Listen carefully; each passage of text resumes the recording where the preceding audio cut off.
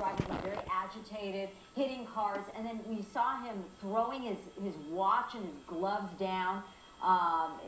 You described this a little while ago, that he took his watch off, his glove, and just throws them on the ground, right? You can see how upset he is, and just his whole attitude, everything he's done, just tells you that this guy's really unhappy about something. And clearly they've seen this, they've studied him, they've watched him, and hopefully they have a better handle on just what kind of person they're dealing with in this pursuit. But as you pointed out, very difficult. There's not a whole lot you can do. There's very few ways that they can really try to stop him. They can't really do a pit maneuver. And now we saw that they have some motorcycle units right there behind him, and hopefully that will give them the upper handle on this whole situation. So this started off as definitely. This started off as a trying to stop this motorcyclist for speed. Obviously, he did not stop, and Officer Ming Shu with the CHP told us that there's no plate visible on this motorcycle, so they have not been able to see who it's registered to and make contact with anyone. They don't know if the stolen motorcycle or the person that it's registered to is the driver himself. But this has been going on starting in Rancho Cucamonga. Here we are now in Burbank. And hopefully he'll just have to stop when he runs out of gas, because he's traveled for some distance now. But there he is now, able to weave in and out of traffic now that there's heavier traffic, but you've got those CHP motorcycle units right behind him. Yeah, and this is...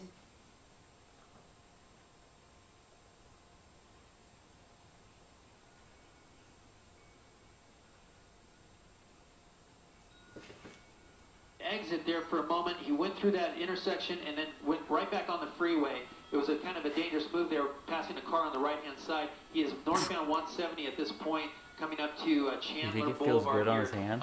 Still northbound on that 170 freeway. Was he waving? Dangerous move there as he proceeded off the off-ramp there. Now he's looking at him. He's looking at his hand like he's in pain. That move must have caused him some pain there, going through, probably having to brake. You know, he had to slow down a bit there. Maybe squeezing that wrist was painful for him. But again, a very sketchy move there as he exited the freeway last minute and then jumping right back on the freeway. You can see him, definitely he's got some pain. Look at him switching his hand here. Switching hands. He's now throttling with his left hand. Oh, wow. So, you know, he may be having trouble with both hands at this point. Oh, my But look at him. He's very, very agitated at this point. Very dangerous for this driver. Left-handed, crossing his arms there, pulling on that throttle, but continuing to drive. And look at that. I mean, now he's switching back over to a normal position with his hands. But, you know, very dangerous situation for this driver, this motorcycle. He's definitely in some pain. And, you know, it just boggles the mind why he wouldn't just pull over and give it up. Yeah, and you can easily understand how at that rate of speed, by reaching out and even putting his hand in the way of another car as he's passing, allowing the other car to smack him in the hand and in the wrist, that he could have broken a bone. He could have broken several bones. He looks like he's having a really rough time just handling the bike down there, Gil. Oh, yeah, definitely. He's definitely in some pain, serious pain here. But he continues on. You know, look at him. I mean, I mean, maybe he's playing this up for us. I don't know. But certainly when he hit that vehicle with his left hand, it definitely broke his watch. So you can imagine at the speeds he was traveling at the time, about 80 miles an hour, hitting someone's mirror like that, or the vehicle at the very least, he almost is going to do some crying. major damage. Yeah. Yeah, exactly. Yeah, you he's gotta wonder. bowing down his head. You got to wonder. I mean, like you said, this could be simply some drama, you know, created by someone who knows that he's being followed and wants to play it up. But it also could easily be someone who is in a great deal of pain. You know, sometimes when you injure yourself, it doesn't really kick in. The shock at first kind of masks the pain, and then after a while, you really begin to feel it. And that might be... It could well be what we're seeing right now. He could have easily injured himself very seriously. Oh, this is very dangerous here. You know, he's picked up speed here really fast. He's approaching traffic on the 170 coming up to Roscoe. The traffic is always heavy here. There's a new bridge that they built here, commuter lanes here to get on that 5 freeway. We can see out the window that the traffic is backed up. You can see him passing cars. He's starting to slow down, shaking his wrist there, but very dangerous. Approaching the traffic, he speeds up.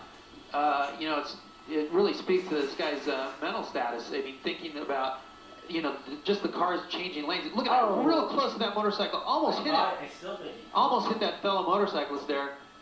You know, the question is, how can he control this motorcycle any further in all this pain? Yeah, Gil, thank you. Let's go to the phone right now. We have Officer Vince Ramirez with the CHP. And Officer Ramirez, can you tell us, you've got some motorcycle units behind this guy, right? That is correct. It looks like we have a couple of motorcycle units behind this vehicle. Again, you know, each of these pursuits is different.